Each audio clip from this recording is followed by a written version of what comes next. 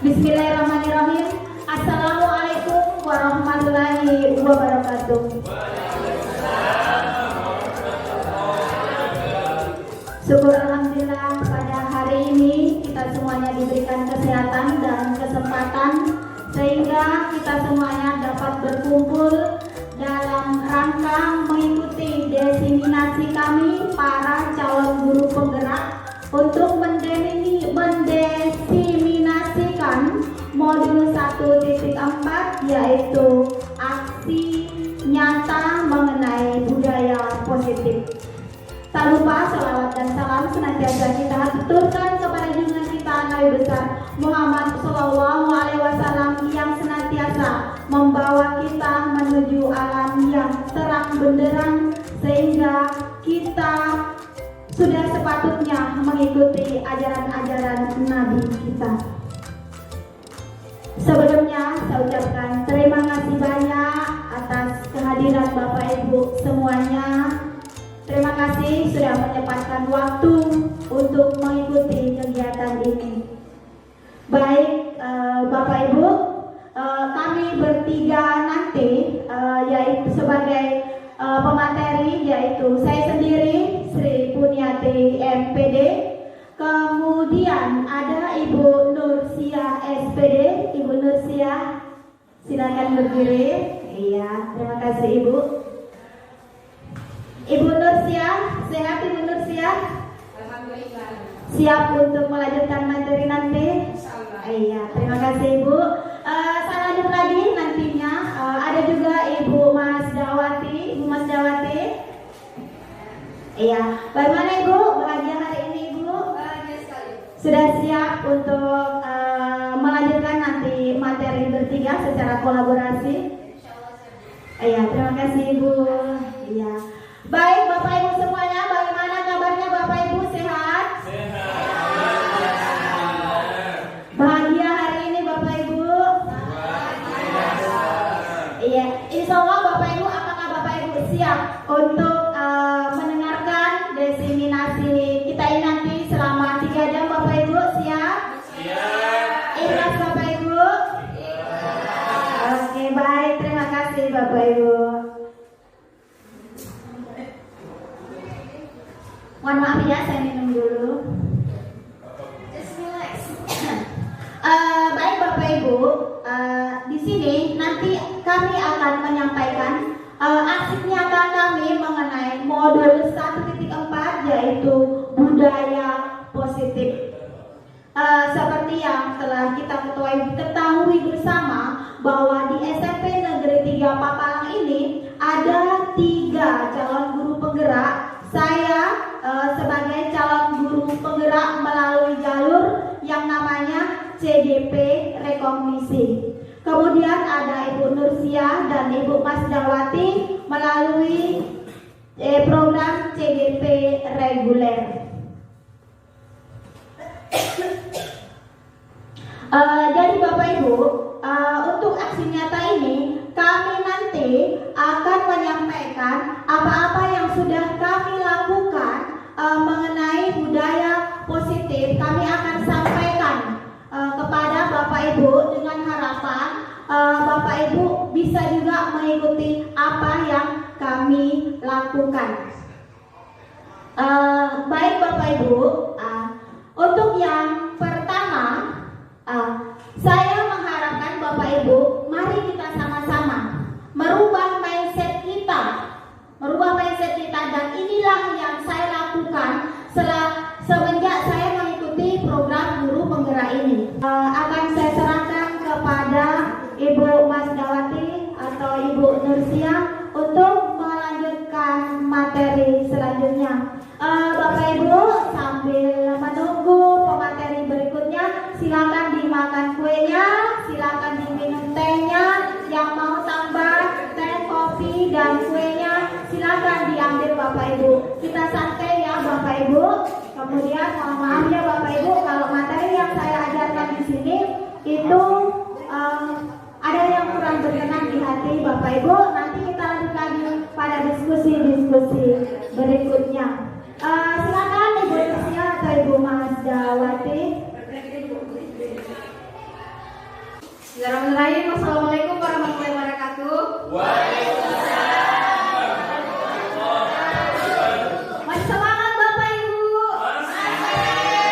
Oke, sebelum kita mulai, saya minta tepuk tangannya dulu dong, bisa? Terima kasih. Nah, saya di sini, saya akan melanjutkan apa yang Ibu tadi Bu Sri Punyati sampaikan, yaitu tentang yang tadi pertama nilai-nilai budaya positif ya. Disiplin positif dengan restitusi hukuman. Dan untuk saya, saya agak gini grogi. Saya akan membahas tentang keyakinan kelas. Nah, sebelum kita mulai, kira-kira ketika melihat keyakinan kelas, apa yang terlintas dalam pikiran Ibu? Coba. Apa itu keyakinan kelas? Yakin bisa. Yakin bisa. Oke, yang lain mungkin Bapak-bapak bisa? Kemampuan pengelolaan kelas. Kemampuan pengelolaan kelas, yes, that's exactly. Jadi, keyakinan kelas itu adalah sebuah peraturan yang kita buat dalam lingkungan kelas sebelum kita memulai proses pembelajaran. Mungkin jadi PR kita selama ini masih banyak siswa yang seperti sering dilakukan Ibu Nursia. Ketika apel pagi masih banyak anak-anak yang belum apel pagi. Karena mungkin mereka mikir untuk apa apel pagi, tidak ada faedahnya, tidak ada manfaatnya. Padahal itu kita mengajarkan disiplin tepat waktu kepada anak-anak. Ini akan dijelaskan secara lebih rinci bagaimana ini penerapannya di segitiga restitusi mungkin ya Bu ya, Ibu Nursia ya. Mungkin ini bisa dijelaskan lebih rinci di Ibu Nursia masalah restitusi ya. Disitulah nanti Ibu Nursia ya akan dijelaskan lebih lanjut tentang restitusi ini, peran dari restitusi itu tersendiri Pak. Oke Bu. Diskusi diseminisasi pada hari ini terima kasih saya ucapkan. Saya lanjutkan kepada Ibu Nursia untuk melanjutkan segitiga restitusi ya Ibu ya. Oke. Assalamualaikum warahmatullahi wabarakatuh.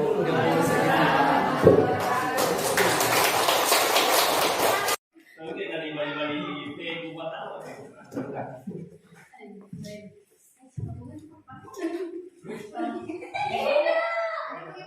Bagaimana?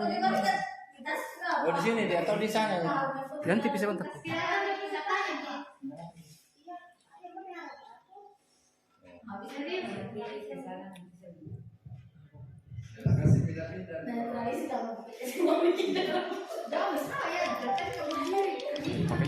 Assalamualaikum warahmatullahi wabarakatuh. Waalaikumsalam warahmatullahi wabarakatuh. Tadi Ibu Sri sudah menyampaikan 5 nilai kebajikan, kemudian dilanjutkan oleh saudari Bu Masnawati tentang keyakinan kelas. Selanjutnya saya akan lanjutkan materinya tentang 5 posisi kontrol. Nah, di sini ada Diana Gonsten dalam bukunya mengemukakan bahwa guru perlu meninjau kembali penerapan disiplin di dalam ruang kelas mereka selama ini. Apakah telah efektif, apakah berpusat atau memerdekakan dan memandirikan murid, bagaimana dan mengapa. Melalui serangkaian riset yang berdasarkan pada teori kontrol Dr. William Glasser mengemukakan 5 posisi kontrol, yaitu yang pertama ada namanya penghukum, ada namanya pembuat rasa bersalah, kemudian ada namanya teman, kemudian yang keempat adalah pemantau dan manajer. Selanjutnya kita tinjau satu persatu apa maksud dari kelima posisi kontrol ini. Yang pertama, penghukum. Seorang penghukum bisa menggunakan hukuman fisik atau verbal. Orang yang menjalankan posisi menghukum senantiasa menyatakan bahwa sekolah memerlukan sistem atau alat yang dapat menekan murid-murid lebih dalam lagi. Berarti di penghukum ini, bagaimanapun itu kesalahan anak, walaupun sebenarnya pasti dia akan tanpa lagi kasih hukuman kalau sesuai dengan penjelasan yang diberikan oleh anak mengapa dia melakukan kesalahan itu. Kemudian dari guru yang menerapkan posisi penghukum akan berkata, patuhi aturan saya. Awas. Kamu selalu saja salah. Pasti selalu yang terakhir selesai. Ini yang sering terjadi di dalam kelas kita.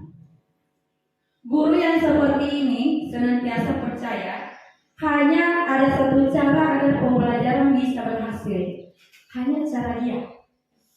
Hanya cara guru itu yang memberikan hukuman tadi.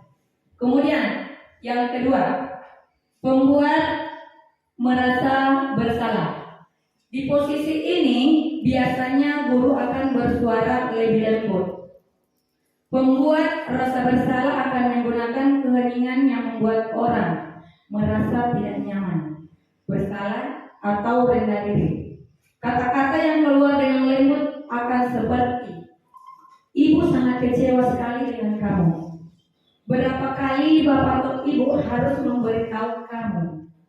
Kemudian yang ketiga, gimana coba kalau orang tua kamu tahu kamu berbuat begini? Di posisi ini, murid akan memiliki penilaian diri yang buruk tentang diri mereka. Murid merasa tidak berharga dan telah mengecewakan orang-orang yang disayanginya. Yang ketiga, posisi kita adalah di teman. Guru pada posisi ini tidak akan menyakiti murid, namun akan tetap berupaya mengontrol murid melalui persuasi. Posisi teman pada guru biasa negatif ataupun positif. Positif di sini berupa hubungan baik yang terjalin antara guru dan murid. Guru di posisi teman menggunakan hubungan baik dan humor untuk mempengaruhi seseorang. Mereka akan berkata, "Ayo bantulah demi bapak atau ibu ya. Ayo ingat, tidak bantuan bapak atau ibu selama ini. Ya sudah, apa? Ya sudah kali ini tidak apa-apa. Nanti ibu bantu bereskan."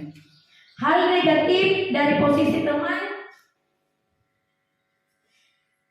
adalah bila suatu saat guru tersebut tidak membantu, maka murid akan kecewa dan berkata, "Saya pikir bapak atau ibu teman saya."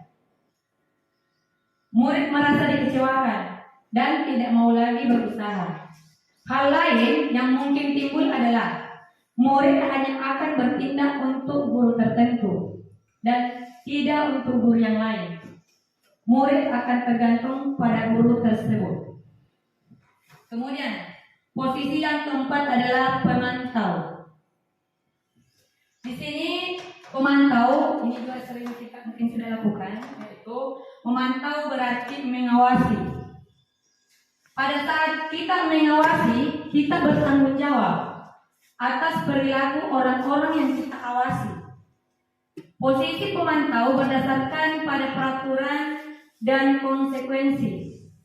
Dengan menggunakan sanksi atau konsekuensi, kita dapat memisahkan hubungan pribadi kita dengan murid.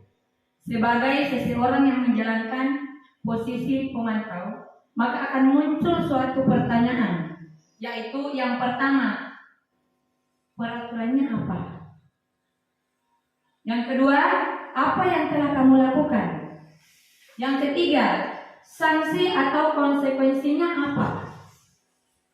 Seorang pemantau sangat mengandalkan perhitungan, catatan, data yang dapat digunakan sebagai bukti atas perilaku seseorang.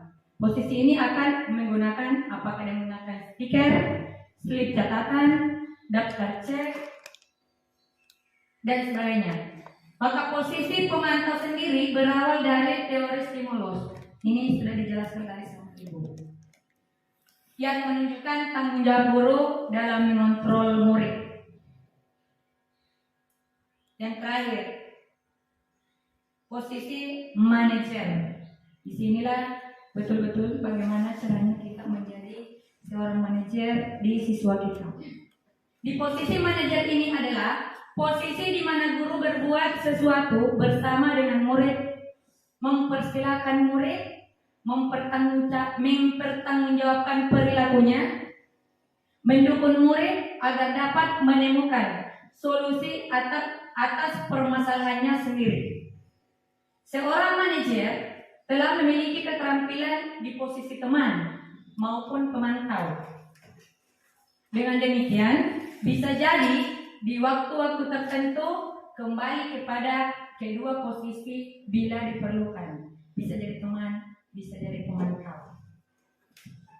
Namun bila kita menginginkan murid kita menjadi manusia yang merdeka, mandiri dan bertanggung jawab, maka kita perlu mengacu kepada restitusi yang dapat menjadikan murid kita seorang manajer bagi dirinya sendiri. Di manajer, murid diajak untuk menganalisis kebutuhan dirinya maupun kebutuhan orang lain.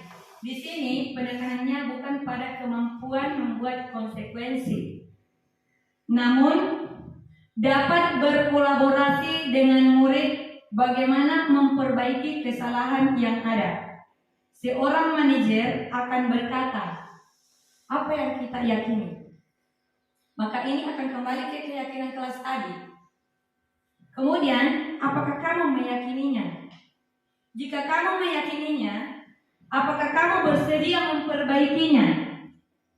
Jika kamu memperbaiki ini, hal apa yang menunjukkan apa tentang dirimu? Apa rencana kamu untuk memperbaiki hal ini? Maka kita sebagai seorang manajer bukan untuk mengatur perilaku seseorang.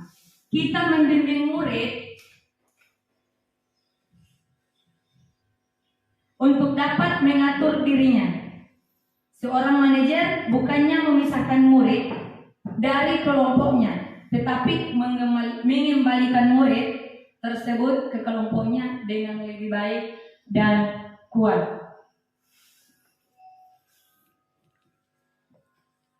Jadi, dari praktek penerapan disiplin sehari-hari, kita akan kembali ke posisi teman atau pemantau.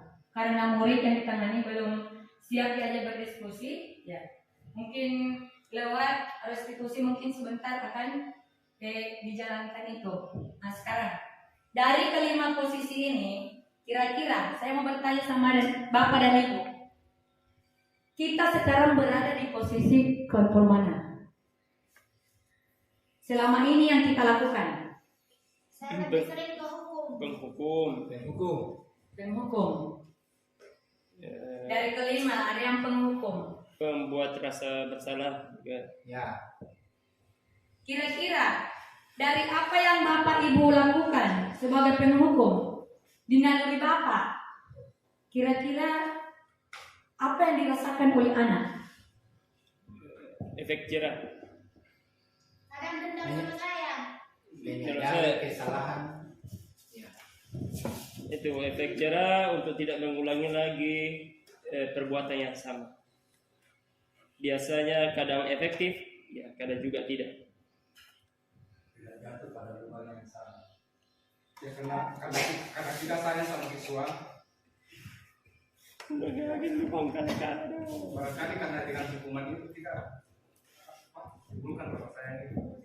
Coba seandainya kita tidak sayang, kita biarkan saya begitu. Nah sekarang di posisi kontrol ini kita sudah pelajari bahwa sebenarnya saya juga pribadi dari awal sebelum masuk di CGP ini memang saya juga termasuk di dalamnya guru yang di posisi penghukum, karena kita membuat satu kesepakatan bahwa jika melakukan hal seperti ini maka akan ada konsekuensinya.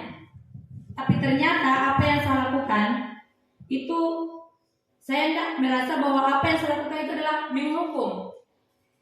Ternyata di dalam mempelajari ini, ternyata saya adalah seorang penghukum. Tetapi lewat materi yang kita bahas hari ini, mudah-mudahan kedepannya jangan lagi ada kita guru berada di posisi penghukum. Kita maksimalkan bagaimana caranya supaya kita berada di posisi manajer. Dan di posisi manajer ini bisa jadi kita bisa menjadi teman dan sebagai seorang pemantau untuk anak-anak kita. Jadi untuk di posisi kontrol ini yang saya bisa sampaikan. Mungkin ada masukan, kritik atau pertanyaan dari Bapak dan Ibu. Silakan. Sedikit Bu, barangkali bisa ditayangkan videonya Bu supaya jelas 5 posisi kontrol. Apa ya? Bu, yang ketiga tadi aku Bu, saya teman.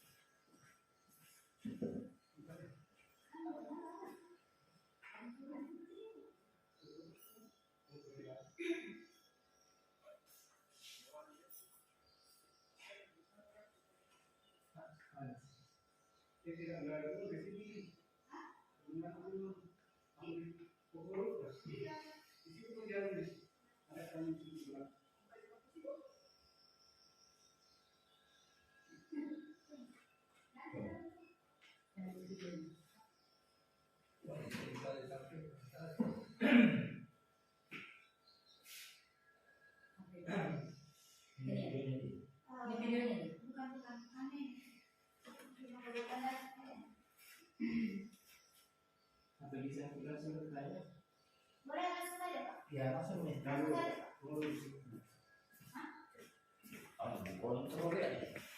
Kontrol itu.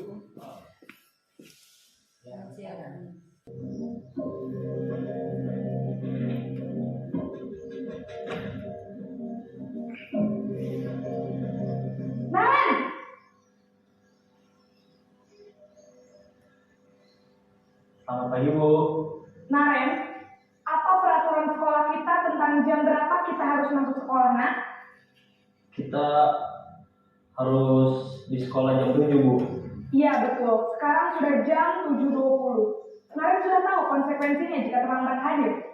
Paham Bu, saya harus tinggal kelas pas jam istirahat selama 20 menit. Iya benar, konsekuensinya demikian.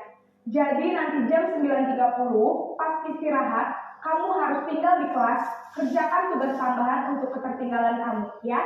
Baik Bu. Posisi pemantau mengandalkan penghitungan atau data untuk mengontrol murid. Guru mengarahkan murid berdasarkan peraturan dan konsekuensi. Seorang pemantau menunjukkan bahasa tubuh dan ekspresi wajah yang datar dan cenderung formal.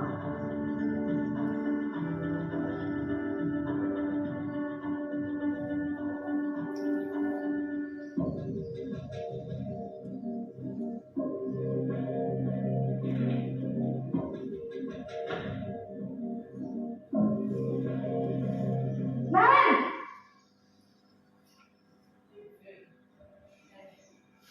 Selamat pagi Bu. Selamat pagi, Naren. Maaf Bu, saya terlambat. Iya, sekolah masuknya jam 7, sekarang sudah jam 7.20. Jadi sekarang bagaimana ini, Naren? Maaf Bu, saya lupa alarm saya semalam. Baiklah, menurut kamu, keyakinan sekolah yang mana yang perlu kamu tingkatkan? Menghargai diri sendiri dan orang lain mungkin ya Bu. Setuju. Jadi, apakah Naren meyakini prinsip saling menghormati tersebut? Iya Bu, saya meyakininya. Apakah Naren bersedia memperbaiki masalah keterlambatan ini? Bersedia Bu. Bagaimana kamu akan perbaiki masalah keterlambatan ini? Saya akan coba untuk tidak lupa menyetel alarm saya, Bu. Baik, kalau Naren lupa menyetel alarm di rumah, ada orang yang kira-kira bisa bantu mengingatkan tidak? Ada, Bu. Kakak saya, Kak Emma. Ada lagi selain Kak Emma? Selain Kak Emma, ada ibu saya. Baik, jadi yang mengingatkan Naren adalah Kak Emma dan ibu kamu ya? Kira-kira akan mulai setel alarm kapan nih Naren? Setelah pulang sekolah, akan segera saya lakukan.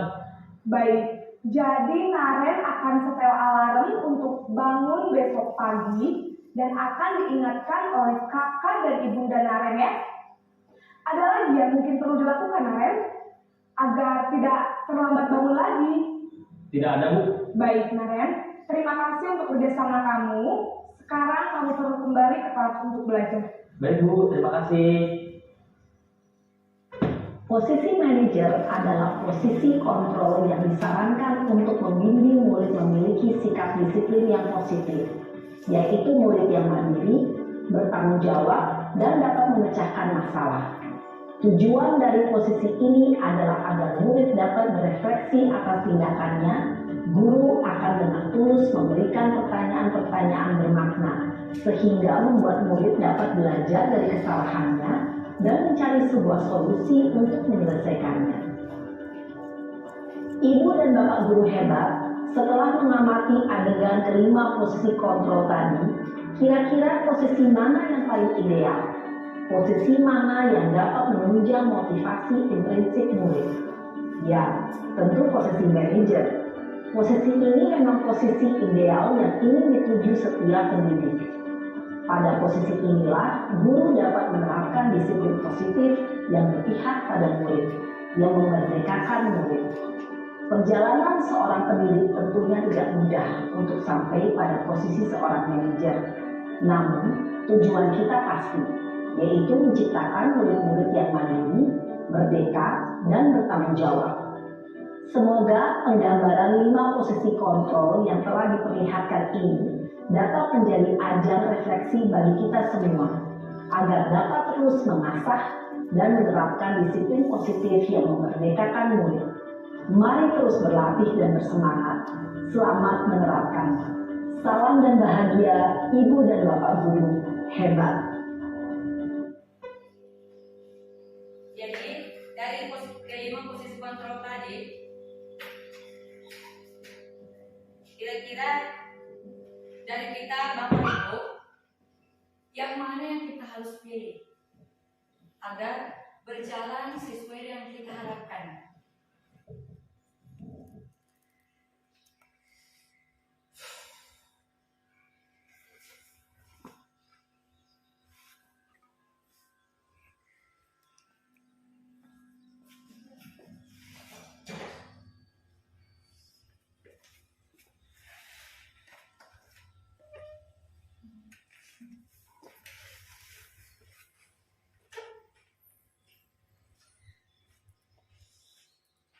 Saya menjelaskan hasil.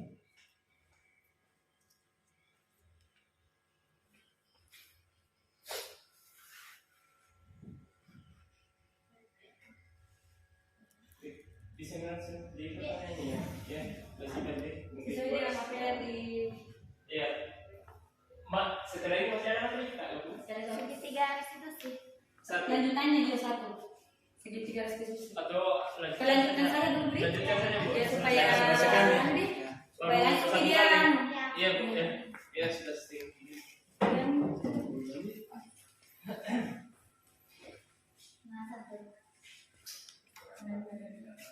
Mama yang dua ya. nggak dirasa waktu itu. Lanjutin dulu supaya Ini juga kan video yang ditampilkan juga di sini. Karena satu di kalau aksi nyata tidak tak sendiri. Kalau segitiga restitusi. Ya. Sekarang saya lanjut di segitiga restitusi. Di segitiga restitusi ini, yaitu ada 3 hal yang perlu kita pahami sama-sama, bahwa di segitiga restitusi ini, yaitu 1, menstabilkan identitas. Ya. Di bagian menstabilkan identitas ini,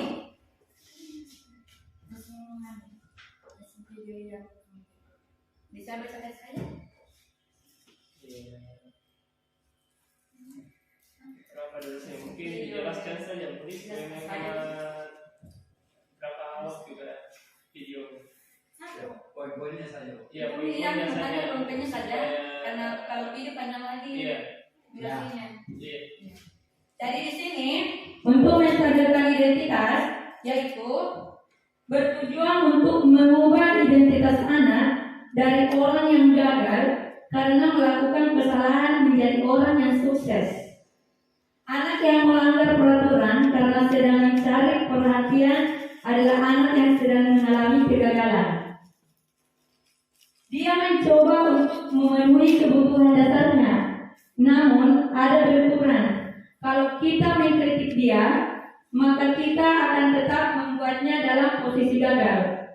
Kalau kita ingin dia menjadi reflektif, maka kita harus meyakinkan siswa kita dengan cara, yaitu satu, berbuat salah itu tidak apa-apa. Itu yang bisa kita sampaikan ke anak. Bukan langsung menyatakan bahwa kita tadi salah. Selalu melakukan pelanggaran. Tetapi kita harus menyampaikan kalimat yang membuat anak tidak langsung merasa bahwa kita menghakimi dia. Yang kedua, tidak ada manusia yang sempurna. Saya juga pernah melakukan kesalahan seperti itu. Kita bisa menyelesaikan ini. Bapak atau ibu tidak tertarik mencari siapa yang salah, tetapi Bapak ingin mencari solusi dari permasalahan ini. Kamu berhak merasa begitu. Apakah kamu sedang menjadi teman yang baik buat dirimu sendiri? Untuk menstabilkan identitas, inilah kalimat-kalimat yang bisa kita berikan sama anak-anak yang melakukan pelanggaran. Kemudian yang kedua, yaitu melakukan validasi tindakan yang salah. Tindakan kita ini bertujuan untuk memenuhi kebutuhan dasar. Kalau kita memahami kebutuhan dasar apa yang mendasar sebuah tindakan, kita akan bisa menemukan cara-cara yang paling efektif untuk memenuhi kebutuhan tersebut. Di sini ada pun pertanyaan yang bisa kita berikan, yaitu padahal kamu bisa melakukan yang lebih buruk dari ini. Andaikan ini anak-anak terlalu besar, dia mendapatkan perlakuan yang tidak baik, maka dia akan melawan. Maka kita bisa memberikan pernyataan bahwa kamu akan mengatakan, padahal kamu bisa melakukan hal yang lebih buruk dari ini. Kamu pasti punya alasan mengapa melakukan hal itu. Yang ketiga, kamu patut bangga pada dirimu sendiri karena kamu telah melindungi sesuatu yang penting buatmu. Yang keempat, kamu boleh mempertahankan sikap itu, tetapi kamu harus menambahkan sikap yang baru. Ini pernyataan dikatakan oleh validasi tindakan yang salah. Kemudian yang ketiga, yaitu menanyakan keyakinan. Nah, di sini kita bisa menanyakan keyakinan kepada peserta didik kita jika kita melakukan restitusi yang melakukan pelanggaran. Nah, di sini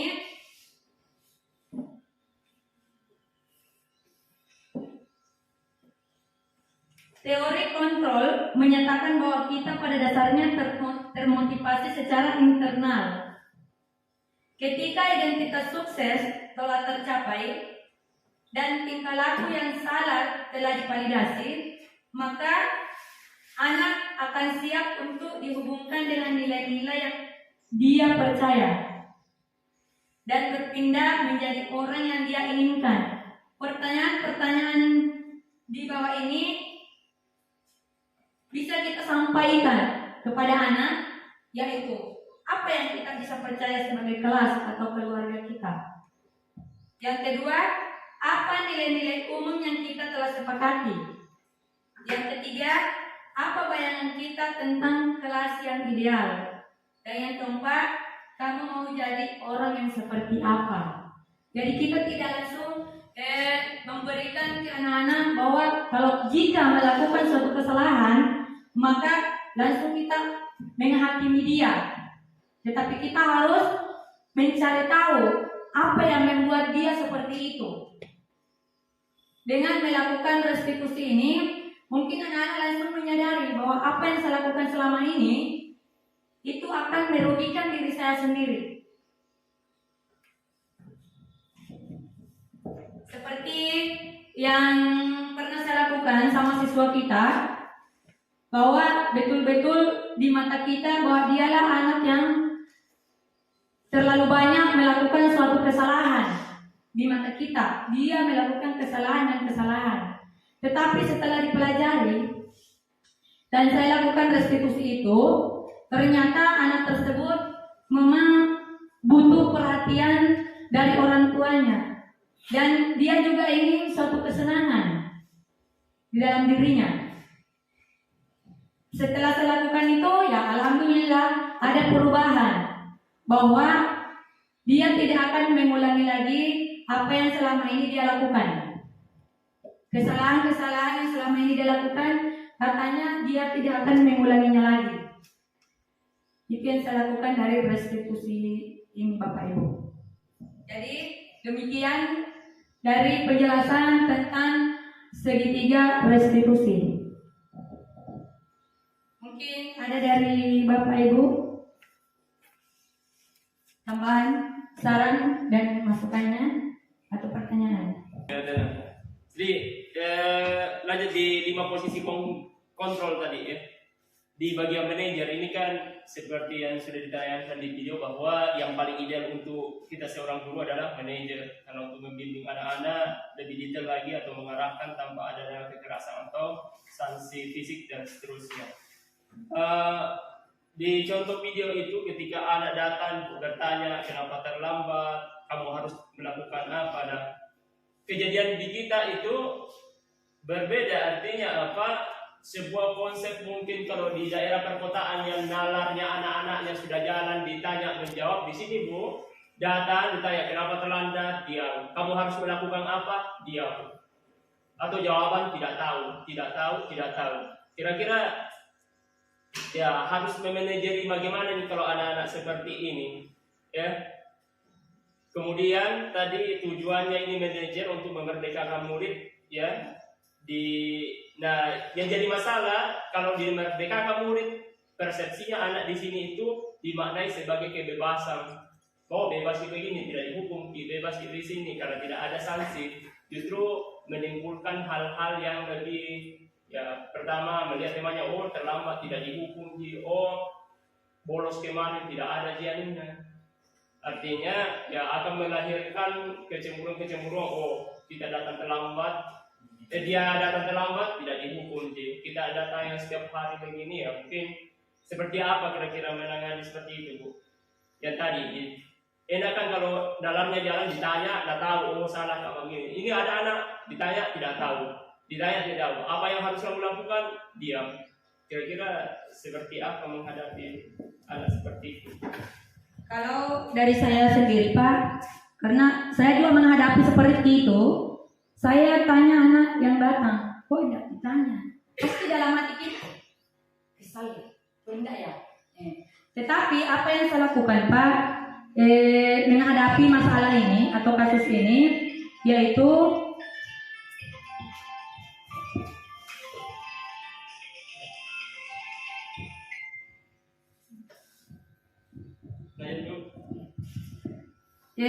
dari sikap anak tadi yang melakukan hal seperti itu, ditanya diam, ditanya lain lagi yang dia lakukan.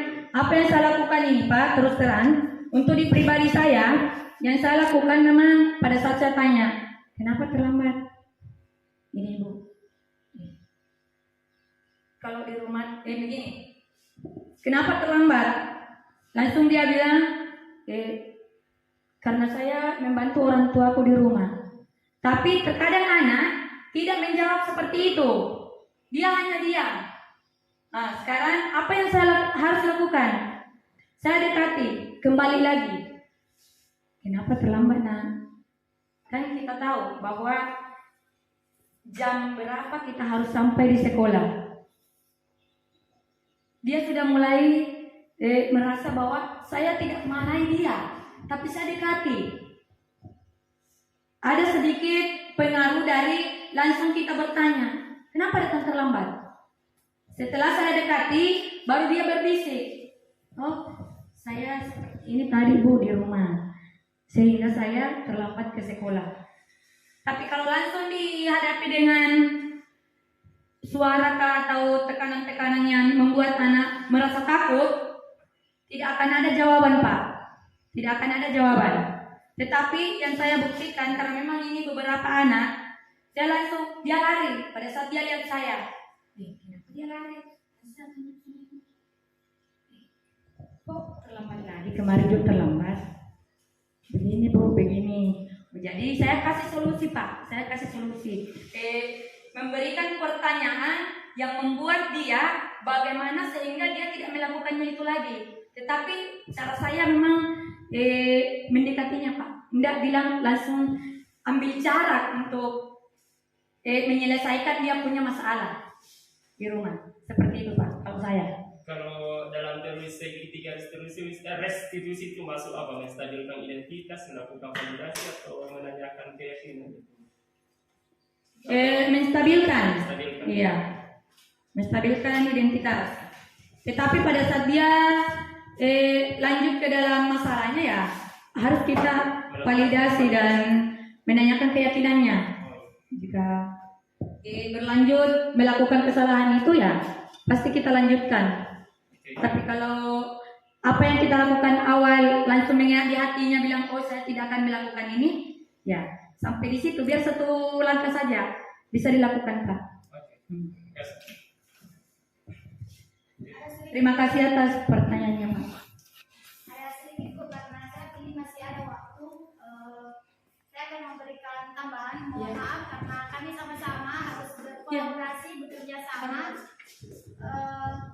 Sama-sama saling menjelaskan, karena ini inti penting dari kegiatan hari ini adalah bagaimana kita bisa melakukan sebuah restitusi.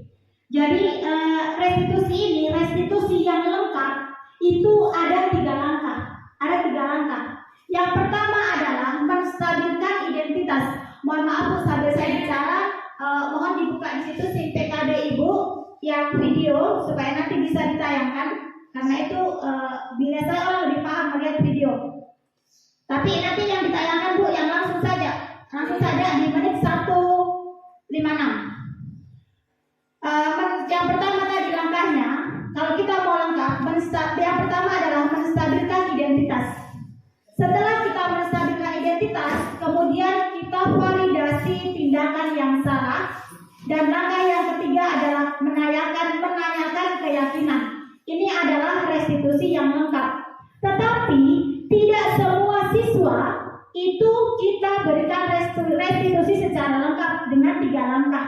Bisa saja kalau pelanggarannya tidak terlalu berat, langsung ke poin ketiga bisa. Langsung menanyakan keyakinan. Tergantung dari yang kita restitusi. Apakah kita bisa langsung ke poin ketiga?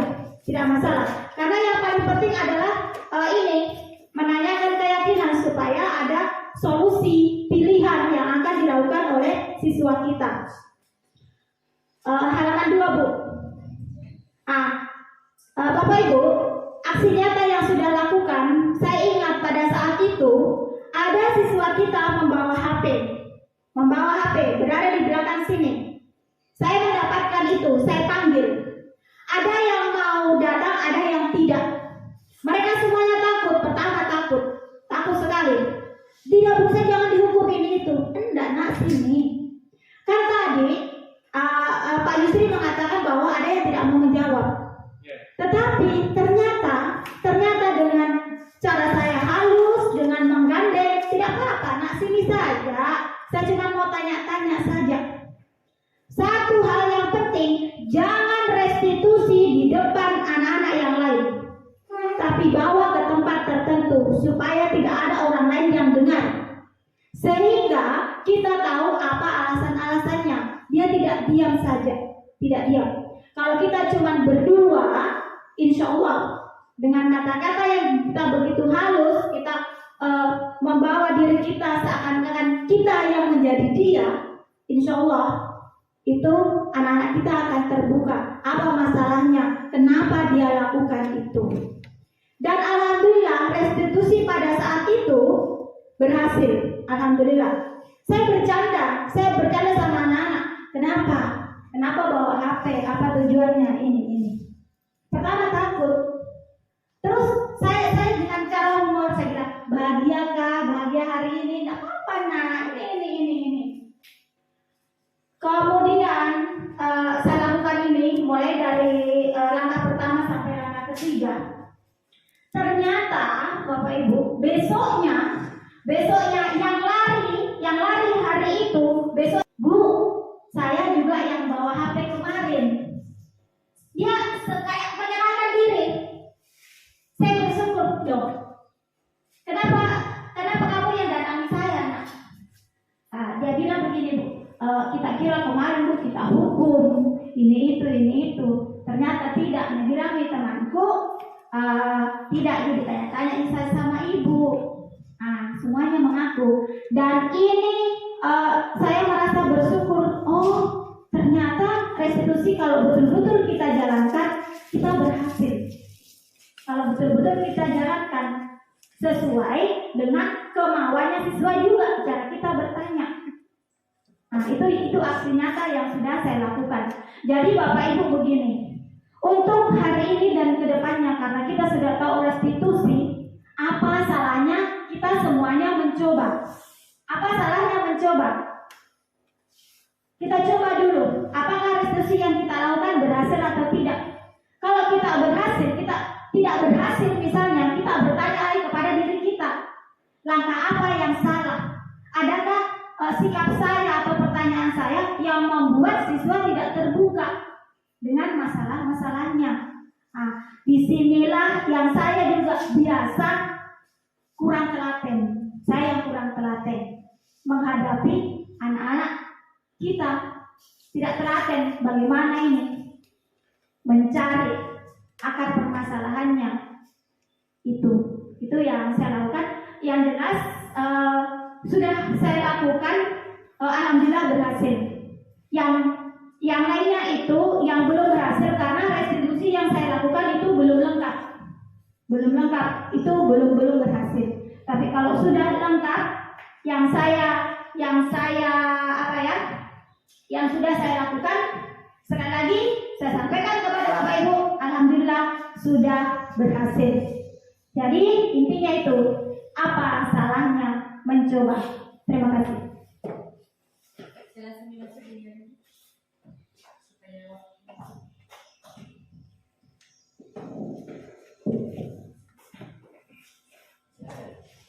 Terima kasih Bu atas tambahannya. Kemudian kita menyimak satu video untuk lebih kita paham. Langsung ke menit 1,5.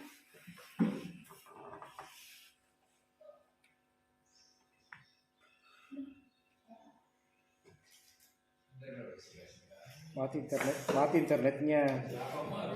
Mati internet. Dan nyambung.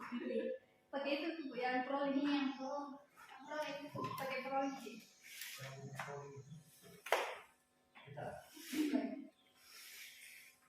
Yang pro ya. Bisa nih.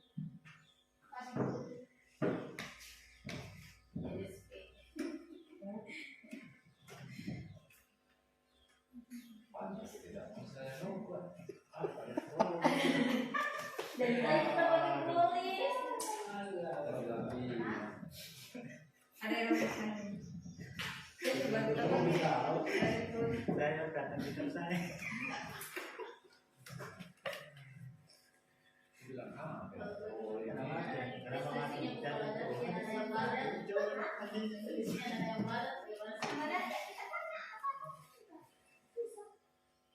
Jadi kata ujungnya itu corona yang baru.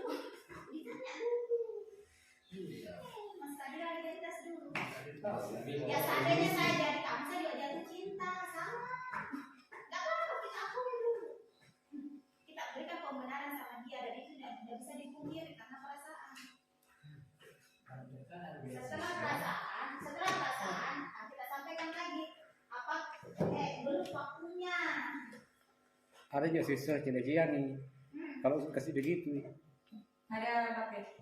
Banyak banget. kecil-kecilan nih. Udah bawa di kolom. Tidak, nanti yang terakhirnya menanyakan keyakinannya ini.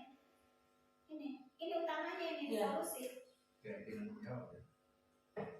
Apa yang harus dia lakukan? Siapa yang- 156.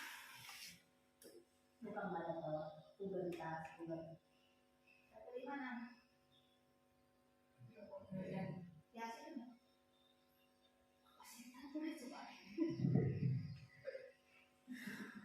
Jangan tahu. Volumenya. Udah lagi suara. Pause.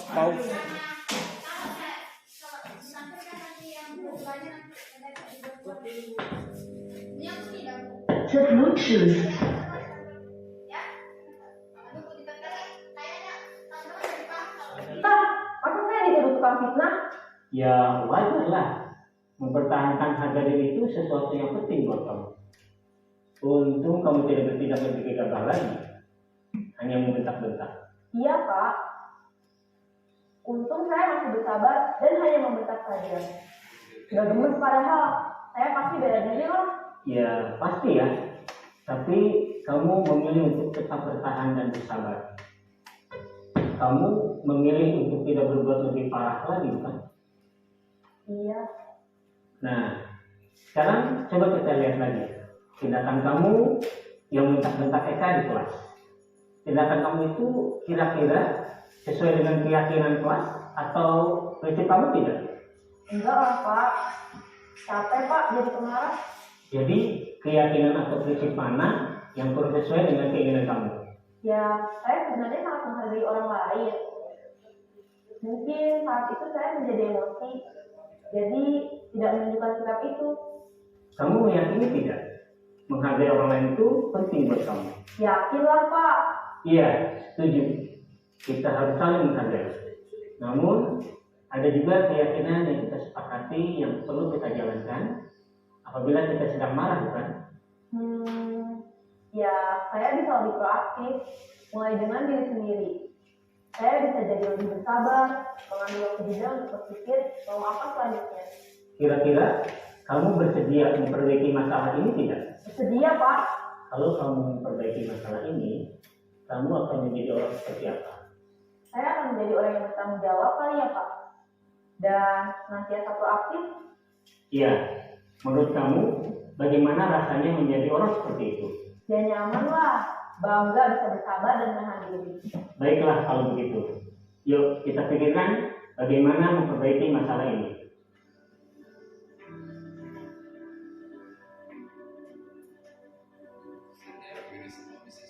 Ibu dan Bapak guru hebat. Baru saja kita menyaksikan contoh bagaimana seorang guru berada dalam posisi manajer menggunakan penerapan segitiga restitusi. Jadi mudah-mudahan kedepannya kita bisa melakukan apa yang telah kita simak tadi, karena ini menguntungkan sekali buat siswa kita. Kita bisa melakukan suatu restitusi di saat kita melihat siswa kita itu melakukan suatu pelanggaran, tetapi kita tidak langsung melakukan suatu hukuman, tetapi kita harus merestitusinya.